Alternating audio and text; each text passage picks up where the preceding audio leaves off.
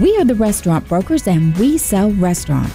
We started the nation's largest restaurant brokerage firm over a decade ago. Atlanta, Georgia was our starting point, but our brand is spreading nationwide.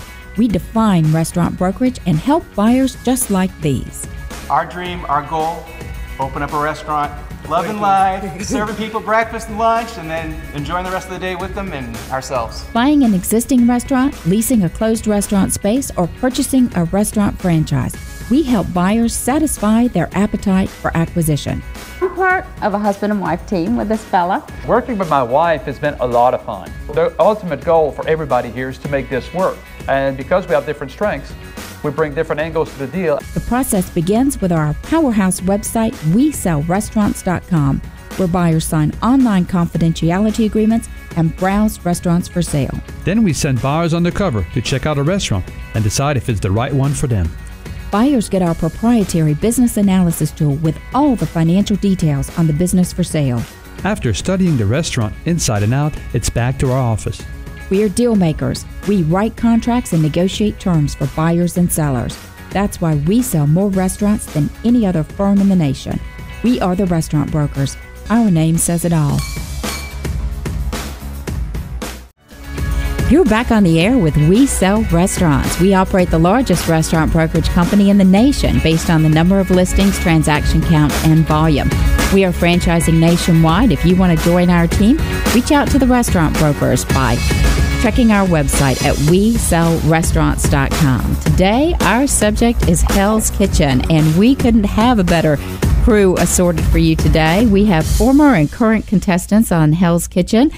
Let's just start this off and ask you guys, I think that you were having a little interlude during the break. Anything you want to catch up with one another on? Yeah, Frank, tell me about the signature dish, man. What happened? Oh, my God. So I do this, the filet mignon bordelais. So I do a traditional bordelais. But what I decided to do is I had a newfound love like 3 years ago with this, with bone marrow, in the bone, roasted bone marrow. I had it at Chris Santos' restaurant, Beauty in Essex, and did it with I think it was a fig chutney, or it was maybe a shallot, but traditional gremolata. I said, no, what? Let me try the bordelais into that dish, and it worked time and time and time and time and time again. Until the camera's on?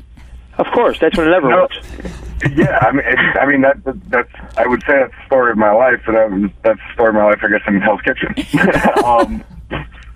But I mean, as we do the signature dish, I had to redo another one because I felt that it was kind of it was more towards medium, and I don't want to serve a medium filet mignon. I'd rather do the medium rare.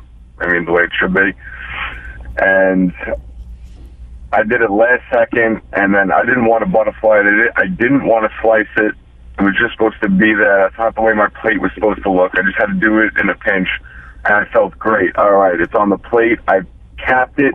By the time he said, all right, time, I felt great about the dish. And now I'm sitting there, I'm like, I don't know why I cut it. I don't know why I butterflied it.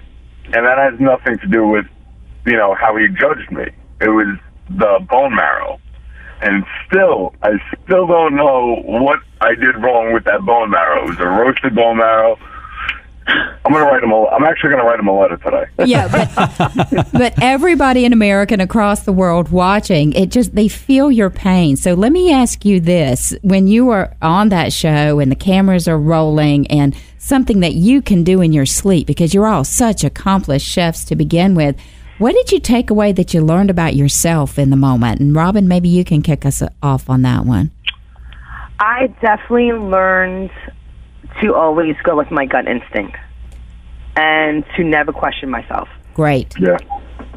Richard? I mean, I just learned to have the confidence in your dish that you're bringing up there. I mean, good, bad, or indifferent. Your biggest fear is if he spits it at you or spits it out. That's the biggest fear going when you bring a dish up. But if you stay in your confidence level, and come on, we all can cook. We all know that. I mean, everybody on there, with the exception of maybe the couple, the six, like Robyn said, of the guys that don't belong there. But for the most part, the guys that make it to that top 12, 10, they all can cook. They've been cooking for a long time. Just be confident. You go up there and you're doubting yourself. Guess what? The doubt shows, and he's gonna go with it. He's gonna pick it out and just murder you. He can taste the fear, can't he? Oh, absolutely. He can taste it. I mean, you see guys bringing up dishes, their hands are shaking. Wow. You know, and it's just like, wow, dude. I mean, you can't be that incompetent. They're incompetent. I know, Frank, you're still competing at this time, but I know, Richard and Robyn, you're done. And has this changed your way that when you went back to your restaurant or your food truck or anything, the way you ran your restaurant, your kitchen, everything? Has anything changed that you took so much out of that show that now you're like, okay, I'm going to make these changes and they're going to become part of my life? Robyn, you want to kick us off? I've been trained by such a wide breed of chefs that I learned basically from Ramsey was the brigade system, working that way, communicating with your culinarians, and working on a food truck. Basically, I run no tickets anyway in my line. In any of my kitchens, I use no tickets, so I was used to that. So I just think that what I've learned from taking away from that is just the constant communication. Constant. Sometimes we get quiet in the kitchen. If we're really knee-deep in it, we get quiet. But just constantly communicating, and talking your way out of any kind of tough situation is, I think, I learned to not say perfect, because nothing is really perfect in the world. I guess manage is a better way to say it. All right. Richard? I think I came out with a lot more respect for what we do. I mean, I always had respect for what we do, but it's on certain levels, and then you go there and you go through that hell for however long it is, and you come back and you think to yourself, you know what, us guys are we deserve respect. Everybody that we come across that's in this field deserves respect, good, bad, or indifferent. I mean, we should show the respect to all our fellow chefs and everything, because I mean, really, at the end of the day, I mean, God, what you put up with on that show. And that you're willing to do it in front of a worldwide audience, right? Yeah, I mean, absolutely. And that you're crazy enough to do it, because once you get there, you go, what the hell am I doing here? Yeah. Did your family or friends question your decision to go on the show, Frank? My parents didn't want me to do it at all. Like, my mother and father, they're like, are you out of your mind? You have a temper. Like, they didn't want me to have a lawsuit. They're like, you're a temper to begin with. So, like, I had to have a whole new way of life going into the show, is be very calm. I'm usually, I love the organized chaos in the kitchen. So it screams, if it gets quiet, something's going wrong. That's how I look at it. If it's too quiet, somebody's backed up, I like the speed, the adrenaline. That's my roller coaster. Okay, so Rob, I'm sorry. No, go ahead. I was going to ask Robyn if she had somebody either cheering her on or telling her not to do it. Basically, my mother was behind me the whole way. She was like, "You're a whack job. You're crazy. You're out of your mind." But that's normally, I'm from New York, Staten Island. We're a different kind of breed up there. So we're all crazy.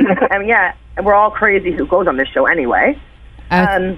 But when my father actually saw it, he looked at my mother and said, "Are you out of your mind to let our daughter go on this?"